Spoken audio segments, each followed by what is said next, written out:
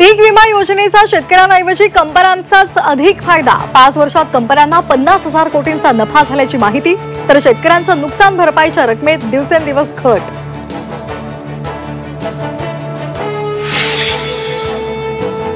राज्यामध्ये पाणी टंचाईच्या झळा अधिक गडद।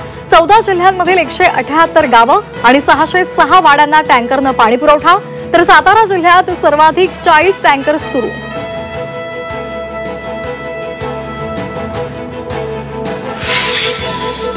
एसटी कर्मचाऱ्यांचा उर्वरित पगार मंगळवारपर्यंत दिला जाणार। झी 24 तासच्या बातमीचा इम्पॅक्ट। उपमुख्यमंत्री एकनाथ शिंदे यांच्या पुढाकारानं प्रश्न मिटला।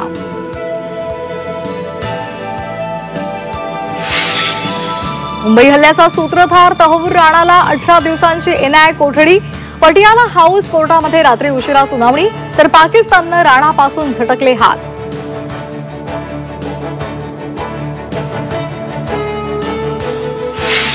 एकशे 28 वर्षांनंतर ऑलिम्पिकमध्ये क्रिकेटचा समावेश। 2028च्या लॉस एंजेलिस ऑलिम्पिकमध्ये T20 फॉर्मॅटमध्ये क्रिकेट पुरुष महिलांचे 6 संघ होणार सहभागी।